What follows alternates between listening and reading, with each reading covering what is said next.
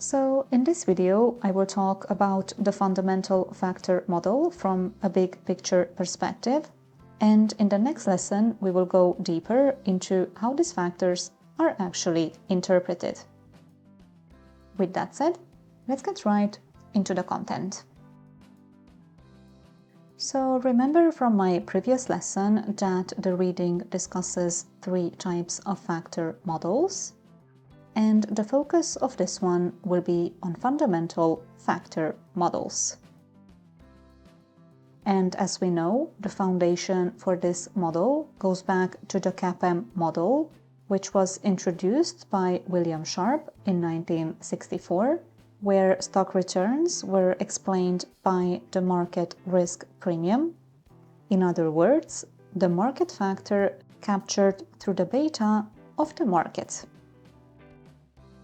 Over time, empirical research became richer and more detailed, and specifically, it highlighted the presence of something called the size premium and the value premium. By the size premium, we mean that small cap stocks tended to outperform large cap stocks. And by value premium, we mean that value stocks tended to outperform growth stocks. And it is these factors that were eventually incorporated in the Fama French model, introduced by Fama and French in 1992. This model can be viewed as an extension of CAPM in the sense that returns are still explained by the market beta, but two additional factors were added, namely the size factor and the style factor. The size factor is captured by the beta coefficient on SMB, which stands for small minus big. The style factor is captured by the beta coefficient on HML, which stands for high market to book minus low market to book, essentially representing value minus growth.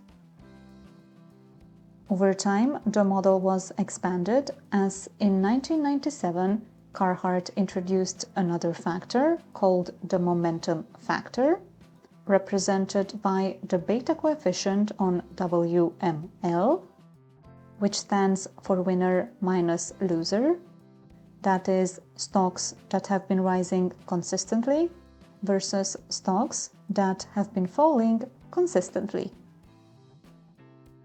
Later in 2015, Fama and French proposed further extensions by adding the profitability factor and the investment factor.